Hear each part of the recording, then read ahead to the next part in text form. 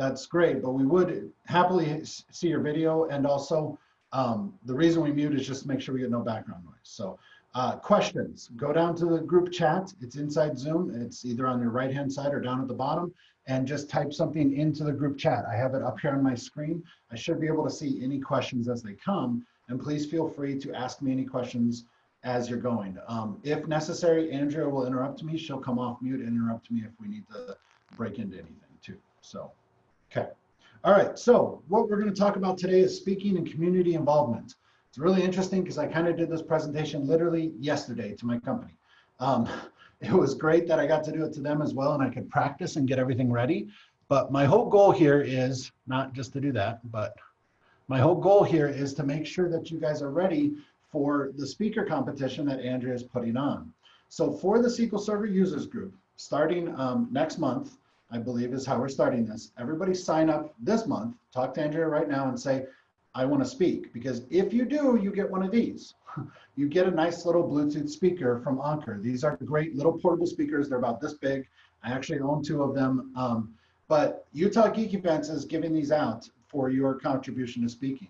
Now, why is it so important to speak? We're going to talk about that in just a second. But if nothing else, these are great little speakers to get, okay?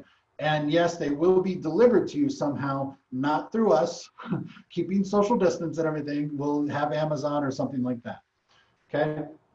All right, so let's talk about presenting and communities and what we're going to talk about today.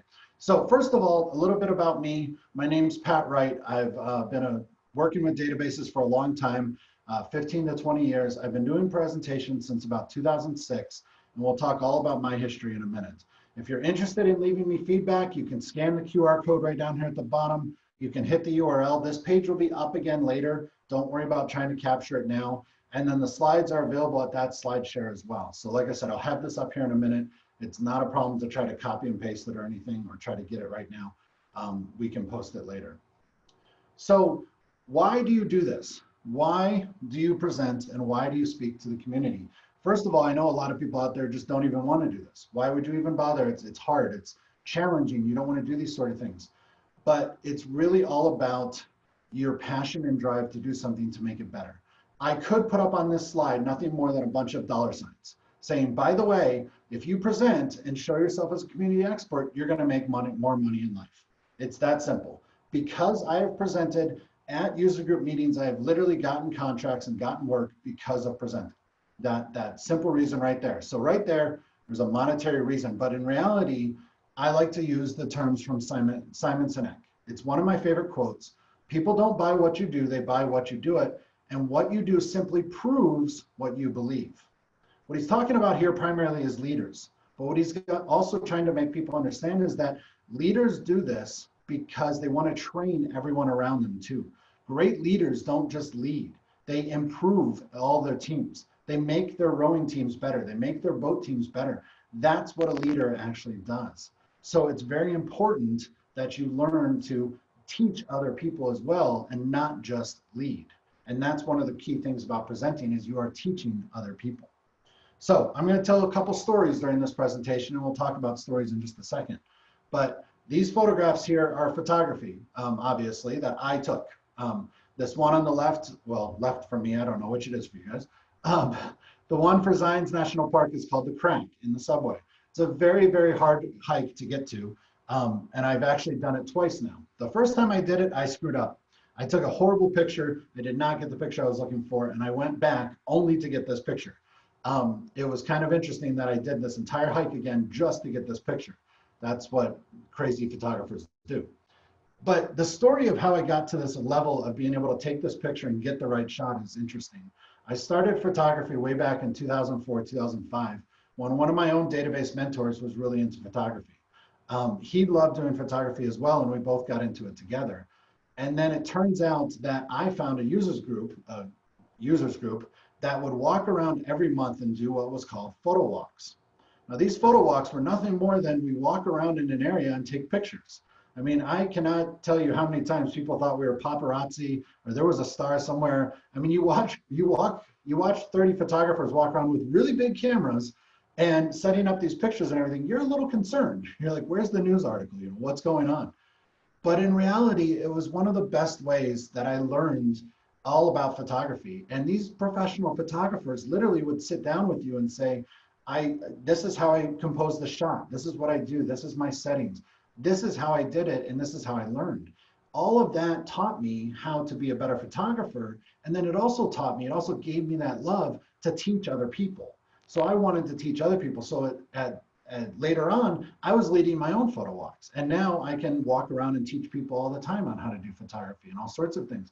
All because people invested that time and they wanted to share and do more of it. So when you start wanting to present, the real reason to present is, yes, there could be a monetary value, there could be other things, but really it's out there so you can teach other people. And then they want to teach other people and so forth and so on. And that's how communities are built. So that's the real reason why you should be looking at doing presentations and you should be speaking on it. So anyways, as I go through this, as I go to each slide, feel free to ask me questions in the chat. No problem whatsoever. I will interrupt anytime you guys ask me a question. Okay, so next part of this whole presenting and community knowledge. What do you got to do? How do you actually get over, presenting? And no, this is not the Tiger King. Absolutely not. I'm not doing anything like that. I love this quote, 20 Seconds of Courage. This comes from a movie called I Bought a Zoo with Matt Damon.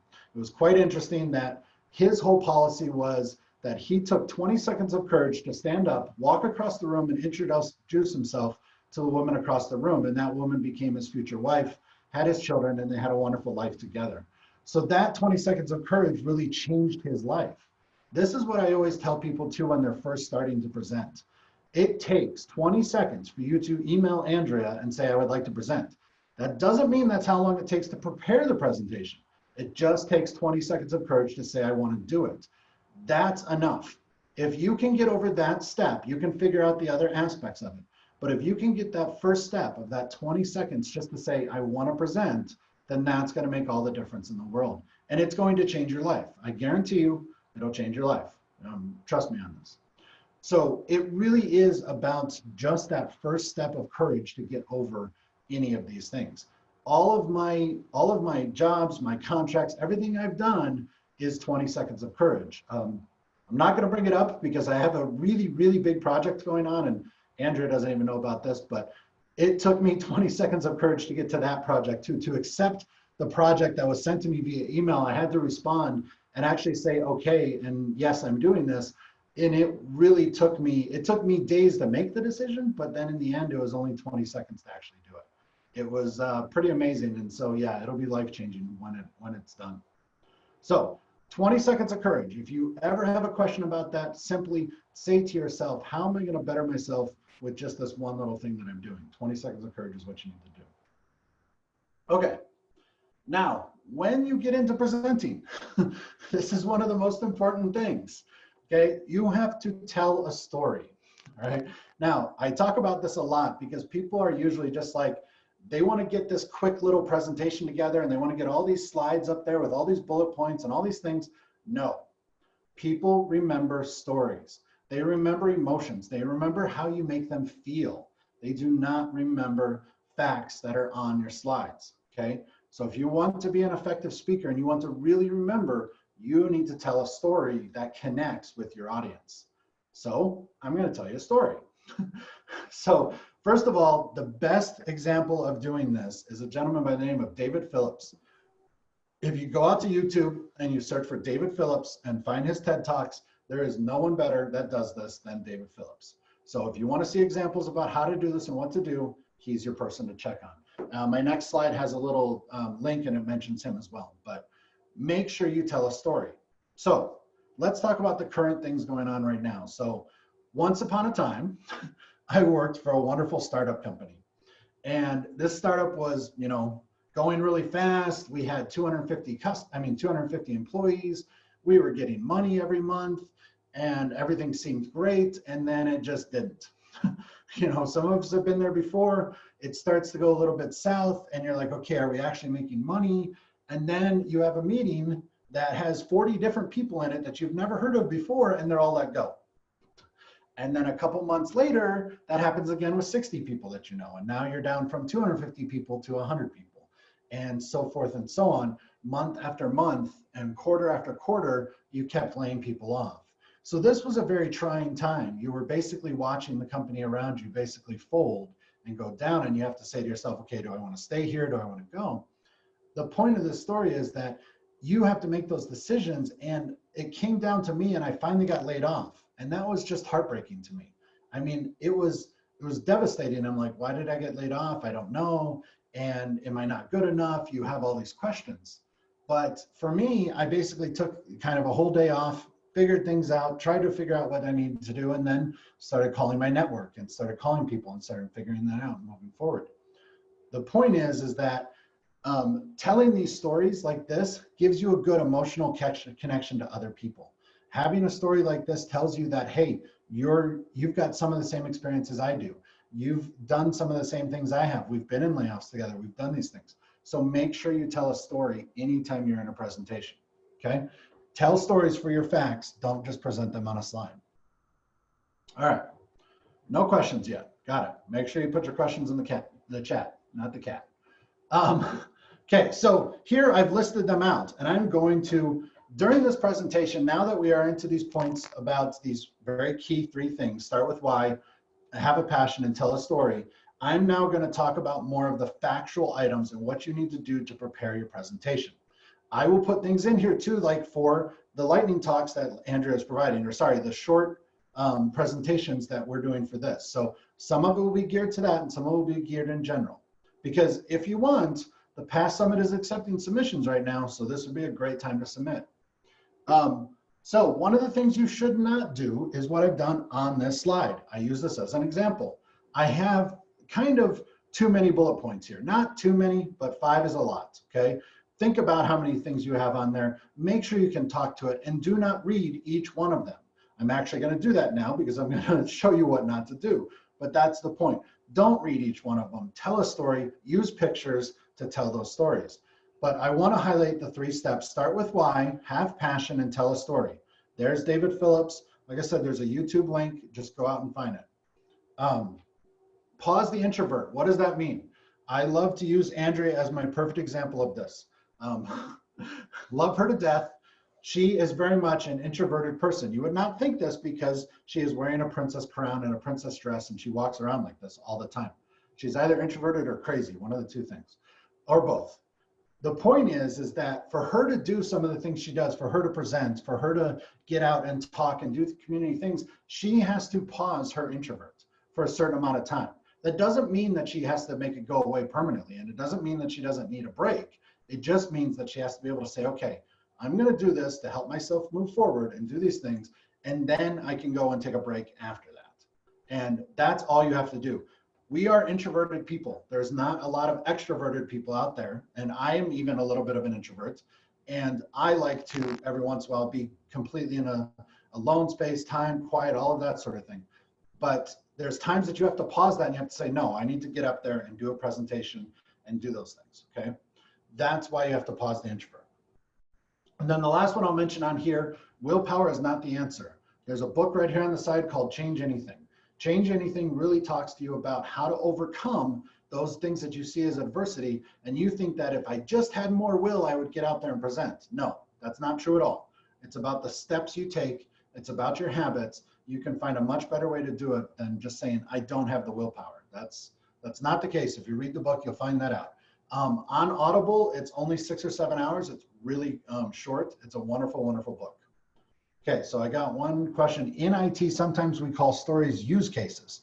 So let's talk about use cases for something like this, telling a story.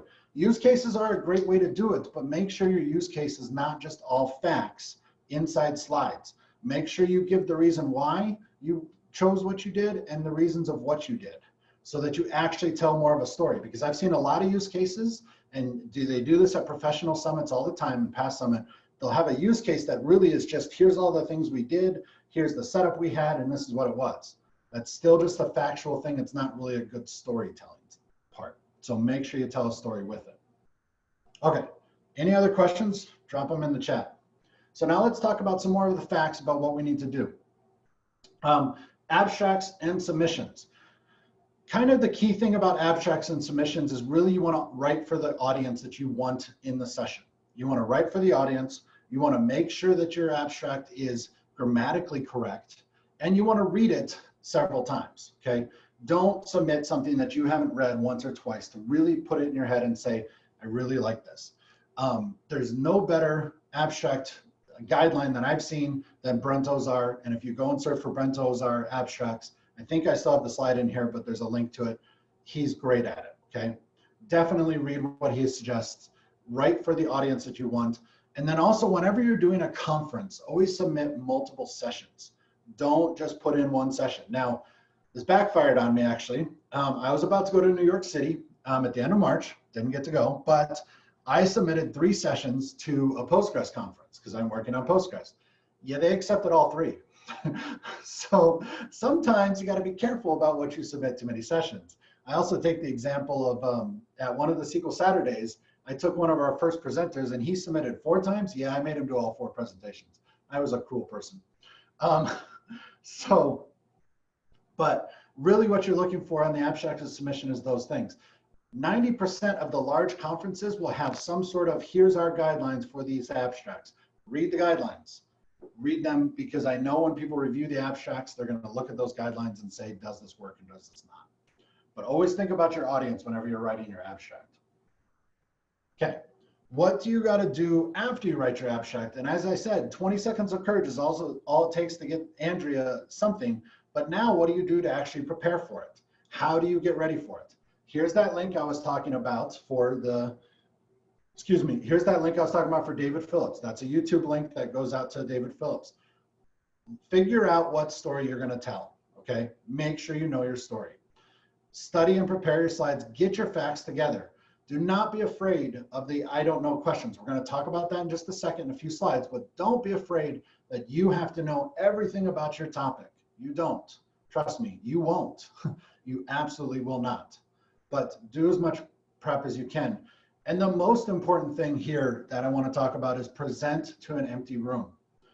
I got this question a lot at my company just yesterday. They said, well, how do you get over nerves? How do you get over standing up in front of people? You present it more than 3 times. The more times you present a topic and the same presentation, the more confident you will feel about it. I have done this presentation many times, so I can easily stand up here and do this presentation. If it's a brand new presentation, I will do it at least 3 times to an empty room before I do it. When you're doing your presentation, also don't just look at your slides and say, okay, I'm going to say this, I'm going to say that, I'm going to say these things. No, no, no. Say them. It helps you figure out your timing. You have to speak and you have to say the words, because when you say the words, you remember them better. Okay. If you can present to others, great. Present to others. Most people are kind of bored with some of these things, so depends on who you have to present to, but if you can, present to others. And always start kind of like at a nerd lunch level at your office, you know, brown bag or something like that, where it's small group, then move to something else if you can, in smaller groups. This is why the competitions, I mean, the speaker idols that we're doing right now are so important, because you're going to have a smaller audience from the users group and you're going to get great feedback from us. So that helps you to really make that a better impression and really make a great session. Okay, Chad sent me, Brent also has a presenting or speaking channel on the SQL Server Community Slack channel. Several people watch that channel and provide feedback on abstracts. They do an awesome job. Excellent point, Chad. Thank you for posting that. Yes, so anywhere you can get your abstract reviewed before you submit it from someone else, that's wonderful. Do it and go to those places and get that information. Okay, any questions on prep? Like I said, feel free to drop it in the channel, in the chat. Okay, if you're doing a demonstration in your presentation, I cannot stress this enough. It's kind of all self-explanatory in the slide, so I'm not going to read the slide by any means, but I will tell a quick story on this. We literally had one of our demonstrators, the person that did the four sessions in one day, it was a different SQL Saturday. This is a gentleman that's done 30 SQL Saturdays across the country in 1 year. And he came to our SQL Saturday, he lives here, and his demo failed during his presentation. Yet he had tested it just 2 hours before and it worked fine. So you never know when these things are going to go bad. The rules of demos are simple. If your demo fails, you apologize once, you spend maybe 1 to 2 minutes, maybe 5, depending on what you have for time, to fix it. If you can't fix it, you apologize once and you move on.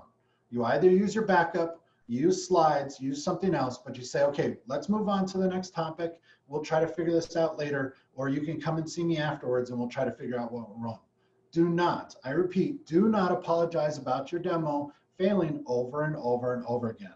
All that people will remember is you apologizing about your demo. Okay, I had this happen to one of my keynote speakers at one of the big conferences, and they literally put on the slides, I wish he would have stopped saying I'm sorry for his demo, because they were tired of hearing that over and over and over again. Okay, so please do not do that. But say you're sorry, apologize, and then move on and keep going. Stay on the yellow brick road, Scott C. has suggested also on your demos. Yes, do not diverge in your demos to something else. Make sure whatever your demo plan is to keep it there. One thing I don't put on this slide too is don't have a slide that says demo on it, okay? This is actually an older practice, and I went back to some of my old slide decks and I have this. There's a reason not to do this. It's because if for some reason your demos completely bomb right before the session and you can't do them, if you put that on the slide, people are gonna like, oh, don't you have a demo? Can't you do that demo for us to show us that? No, no, no, no. Don't show them that, or else that's gonna take their mind off of it and put it somewhere else. So don't put demo on your slide. Know where it is, practice and know where it is, but don't put it on your slides, okay? Practice your demo while speaking too. That's an excellent suggestion as well. I've got a little slide here in a minute about live coding and stuff, and we'll talk about that, but absolutely, when you're doing presenting to an empty room, make sure you're doing your demo as well with that empty room, and you're walking through it as much as you can. Okay. Day of prep. Okay, so this slide always gets a lot of questions because they're like, wait a minute, Pat, your preparation is drinking all that alcohol before a session? No, that's not my preparation. This is my preparation before one of my parties, and that's why I use this as my day of prep slide presentation. If you want to hear more about the parties, you can ask me that later, not during the session. So make sure you talk to people, make sure you know where you're going, make sure you know where your room is. If you're doing this online, which we are all doing this now, Andrea and I connected at about 2:30 today. We made sure we had audio set up. We made sure we could share. We made sure we could do all these things, walk through all of those things, and do as much as you can before your session. That way you're ready to go. Lots of water, always good. If you want to do an energy drink or something, do it well early before the session and try to keep sugar out of it. Do not do sugary sodas. They definitely will gum you up and make your mouth feel a lot more dry, and you don't want to do that. Hot tea, hot water is also a good thing to open up your throat, and it makes you feel better too as well. So those are good things to do before presenting any of those types of things. And then of course, always try to test your demo again, make sure it's still working, make sure everything's going the way it should. Okay. This slide I added for us. What communities are out there and what you can do once you want to present. So again, we want you to present at the speaker idol that we're doing over the next month. That's really what we're talking about right now. But we hope you take that presentation and then give it to other people as well in other communities. So what communities are out there? Probably the biggest one, of course, is Meetup. Hopefully you all belong to a couple different meetups. You probably have different ones that you attend here and there. But I can tell you as a user group leader of several meetups, we always need presenters. I mean, it's never a time that we're going to say to you, no, please don't come and give us a presentation. We need presenters. So please get out there and talk to the meetups that you're involved in. You can check out Slack groups. Eventbrite has events too as well. And then of course, if you are on the Utah Geek Events newsletter, which almost everybody should be, you will hear about anytime we have a conference coming up and we'll say, hey, this is open call for speakers. Big Mountain Data Conference is supposed to have that open very soon, but since we're in flux on what we're going to do about virtual and what we're going to do about online, we haven't opened the call for speakers yet. So we're almost there. Okay. All right. When it comes time to actually get up here and present, these are the big things you need to know while you're presenting. I don't know is not a bad word, okay? One of my favorite presenters, Kimberly Tripp, does this all the time, and she says, you can say, I don't know. The best thing you need to say after I say, I don't know, is let me follow up with you. Let me write you down your email address, or let me talk to you afterwards in the hall and see if we can figure this out. Let me do something to help you figure that out. But I don't know is acceptable. You do not know everything about every topic you ever present, trust me. There will be somebody in the room that knows more about it than you do. So it's okay to say, I don't know. Just follow up. Repeat the question, big one. Anytime somebody asks you something, repeat the question. I've been rereading the questions here on the chat so that you all know what's going on. That gives you a connection to know what the other person is saying, and it tells them, you know, for a recording, they know what the question is, okay? Everything else, pretty much keep yourself comfortable. If the conference actually calls for like a 3-piece suit, then great, wear it. If not, you should be in something that's comfortable. T-shirt, things like this. Top hat if you want, they do look good. That's entirely your choice. Try to keep up and active. I'm specifically standing up during this presentation, even though it's virtual. I could have sat here in my chair, but I want to be up and moving. When you're moving around, practice a technique in theater called blocking, pretty much, where you only walk between 2 really spots. You already know where you're going to go no matter what, and you can walk between them without worrying about what's in between you, like the podium or falling off the stage. Always know what those spots are, and then when you're on the podium, or whether you're up on a stage or whatever, don't leave those spots. Okay, follow those and nothing else, so that you know where you are and you can keep your eyes up. But if you don't feel comfortable walking around, don't walk around. But do not hide behind your computer. During demos, make sure you take a little pause here and there and say, okay, how am I doing? Or look at other people. Always do not hide behind your computer, and do not hide behind the podium. You'll lose your audience very quickly. Okay, we had a question. Is your floor marked now so you can see where you are walking? No, my floor is not marked now so I can see where I'm walking. I'm actually purposely only walking forward and back, because actually if I go to my side, I actually turn off my projector. My projector and the screen is in front of me, and so I can't see if I do that. So maybe I'll show you guys my, my whole room here in a second so you can see it. Okay, so these are some of the special ones related to online meetings. Now that we are doing this, almost everything is online, of course, right now, and all of your presentations for this speaker idol will be online. It will be this. So some of the things you need to do.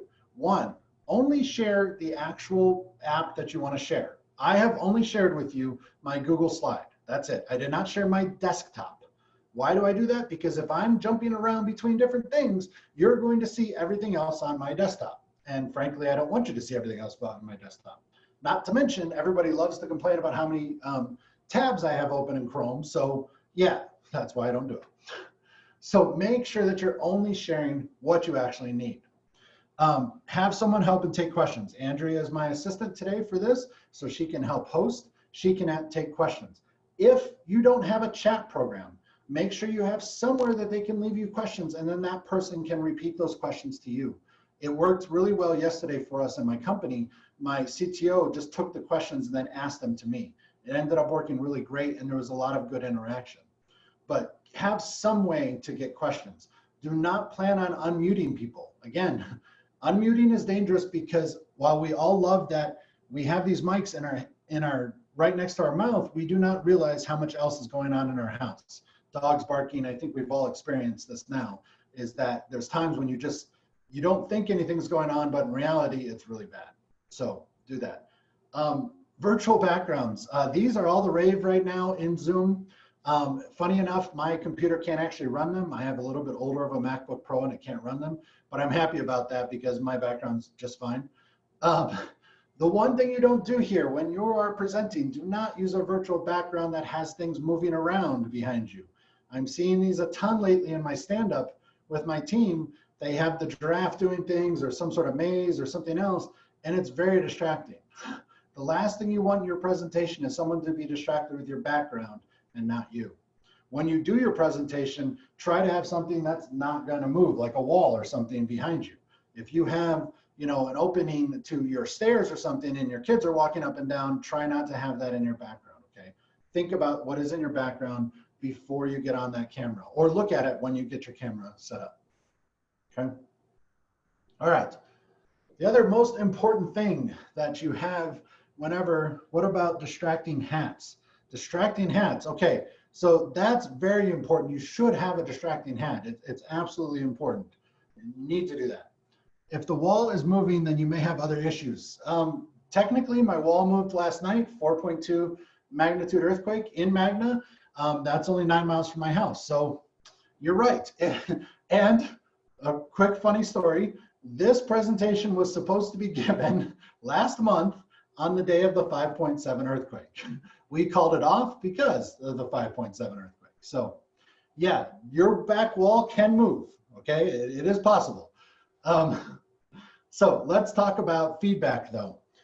When you send out that message to Andrea, when you send out that message saying I'm willing to present, you have to be ready for feedback. You have to put on armor, okay? Because sooner or later, you're going to get the feedback that says you suck. You are a terrible speaker. Or I really didn't get anything out of this presentation. You didn't help me at all.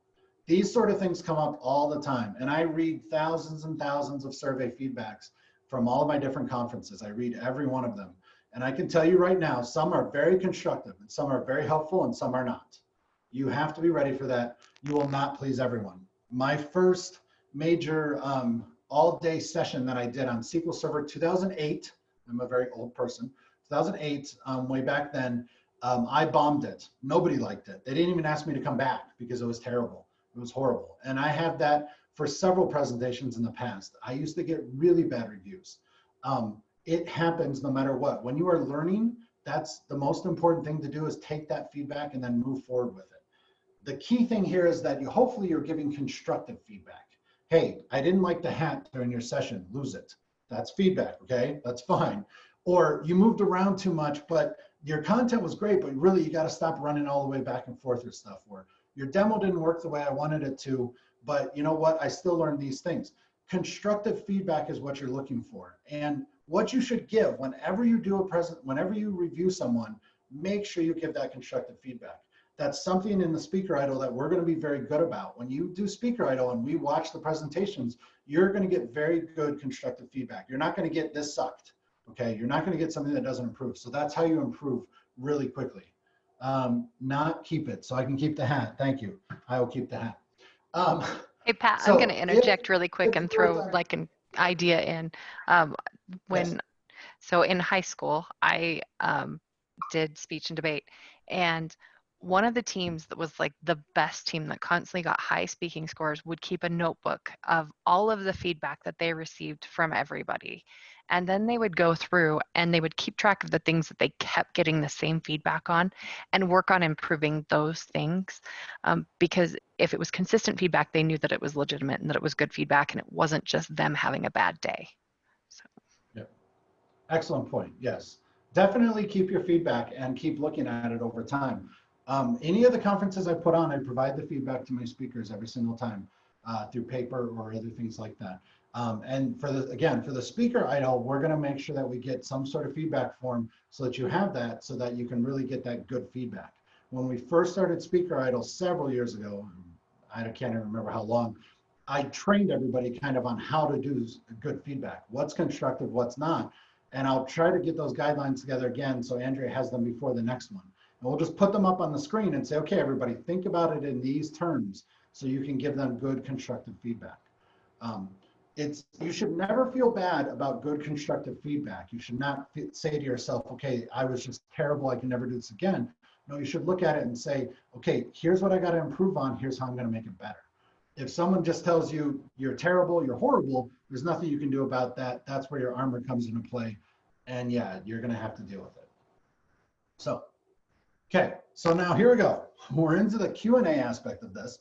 I purposely don't make this session too long so that we can have some Q&A and stuff, but I'm going to tell you right now, don't do this, okay? Do not put a Q&A slide. Here's why. I would much rather talk to you for the next 5 to 10 minutes about questions with this slide up, so you can leave me feedback, so you can know my email address, so you can write these things down. This gives you nothing, okay? Do not do a Q&A slide. Please stop this. Do that.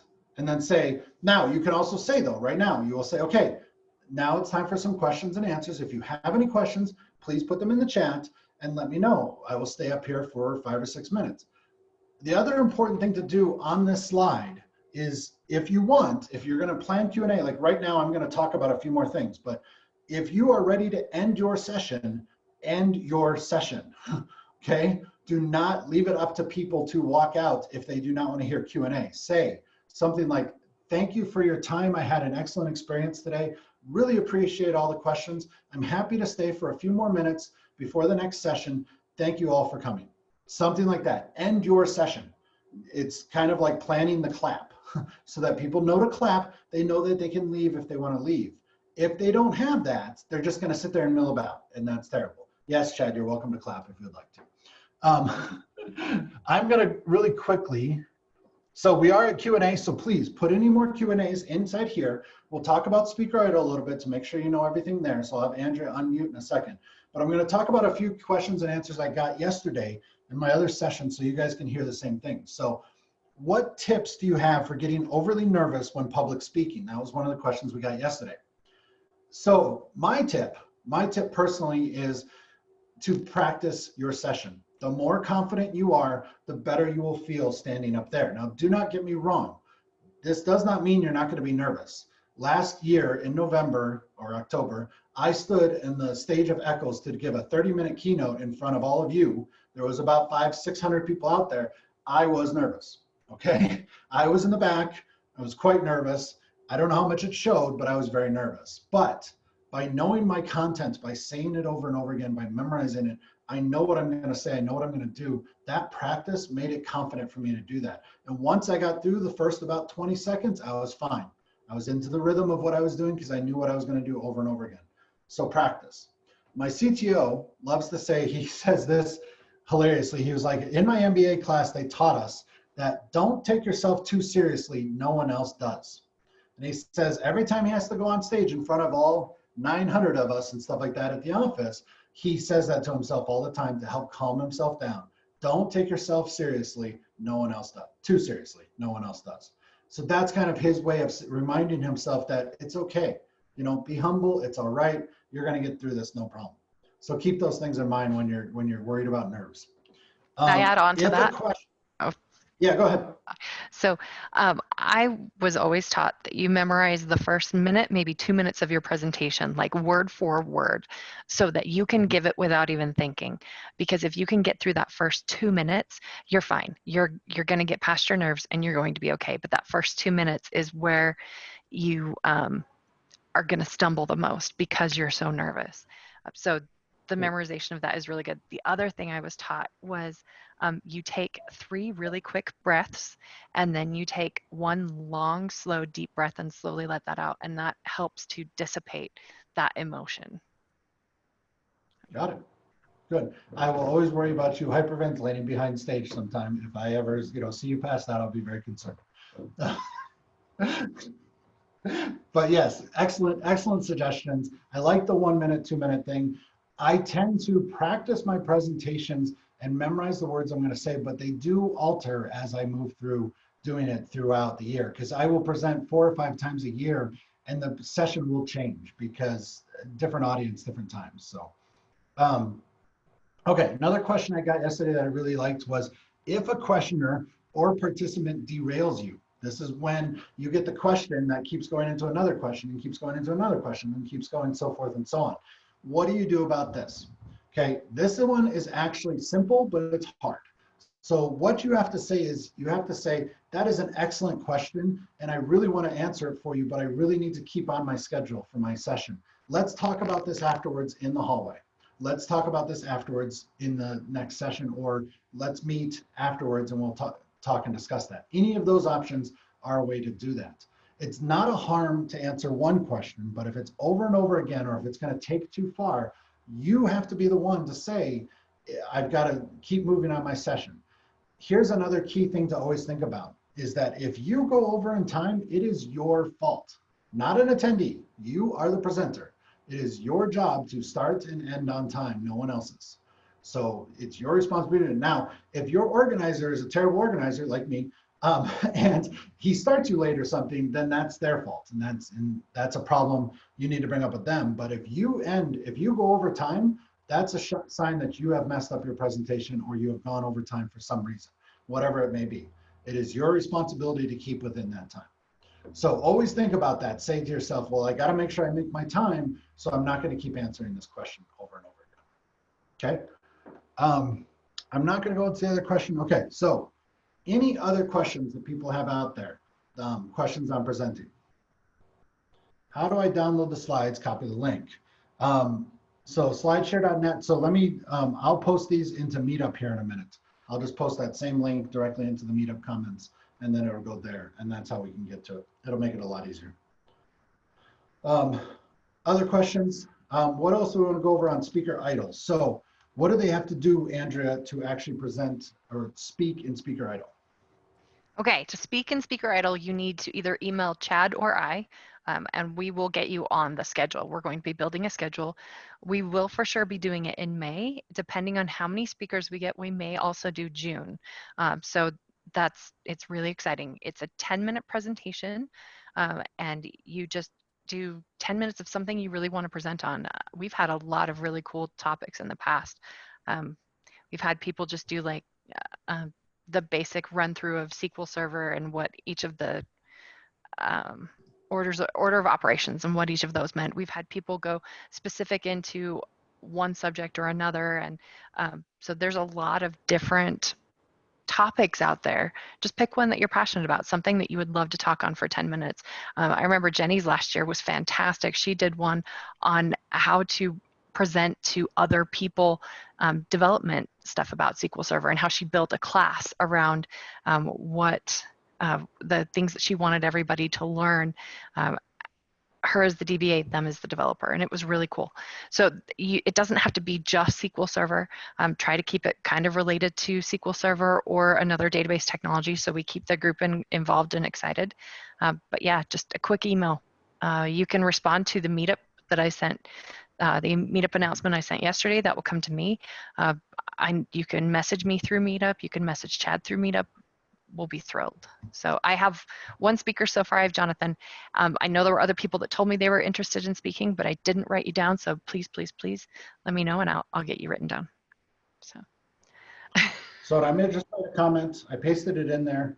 I do believe my slides on that SlideShare are a little bit out of date. They have not had the most recent one. SlideShare doesn't allow you to update. You have to create a new one every single time. So I haven't updated them yet, but I'll drop again the actual slide or a link to it in Google in the meetup. It's close enough. You're going to get almost all the same similar stuff. There's just a few new slides that I put in the last few days. You won't get the cool picture of the speaker, of course. So, you know, that's so important. Yeah. So what else do we want to, any other questions that anybody has? Everybody should be getting out to speak. It will make a very big difference in your life. Could someone give me the info for the community? Slack community. I was going to grab that. I haven't grabbed it yet. I was going to say, I can open up Bitly if you'd like. So. Oh, if you want to open up Bitly, I will let you. No, go right ahead.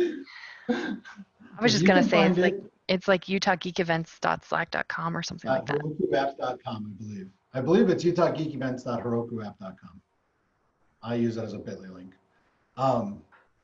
Let me try it while I'm sitting here. I can't get to my, it's hard for me to get to my keyboard because my chair is way over there.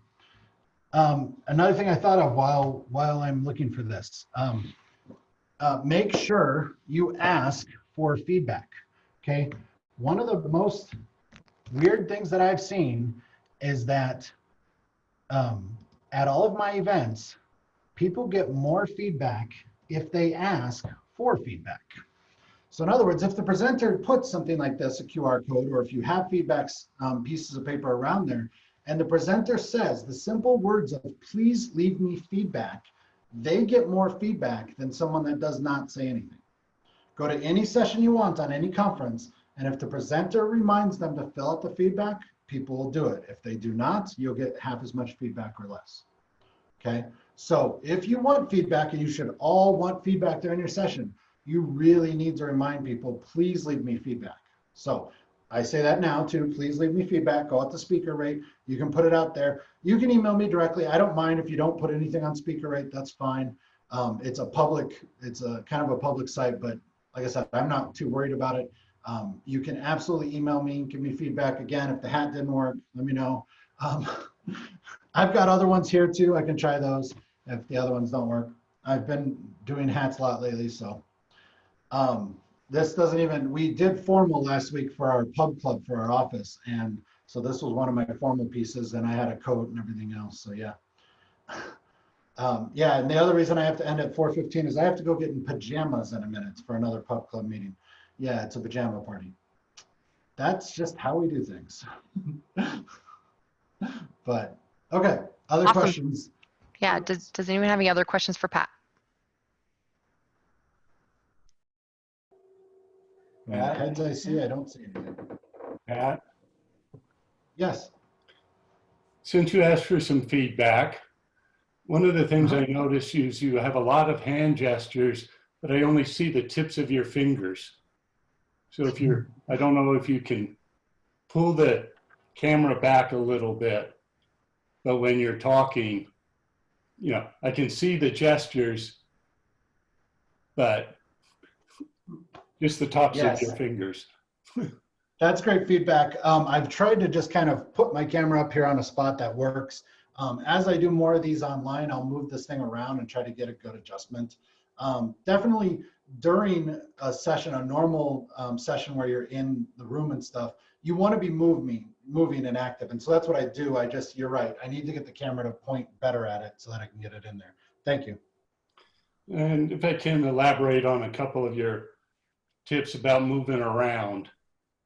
About 4 years ago, I joined a Toastmasters group to learn to talk because I was a developer and sitting in front of the terminal all the time. And they talked about locations on the stage is when I picked up. If you go in and say you're going to cover 3 points in your intro, and then when you do your body, you move to different points in the stage for each of those points. It gets the person visual confirmation of what you're doing. So that's another tip. And that's kind of hard to do on webcams, but on stages. Yeah. I could choose a different pose for each one of the stages. That might be a good idea. I'm doing a pose here, the pose this way. Yeah, there you go, Chad. Christopher, to add to that too, is that once again, I go back to David Phillips. He actually has a new TED Talk too. The one I link to and the one I talk about is just his storytelling, but he actually built out this entire section of movement and what works and what does not. Things like what I'm doing now, where I'm opening myself and saying, yes, I'm welcoming you guys, versus walking backwards, which is more of a negative connotation that I'm concerned about things. So he actually goes into all of that too as well. I definitely have not perfected any of that, but I've been working on it for about the last 2.5 years, trying to get a little better with some of those things. But making that habit is very, very difficult unless you present a lot, because what he talks about is not just the simplest everyday things that you do. So, but definitely check out David Phillips to look more into that body movement and what you should do. It's got a lot of good information.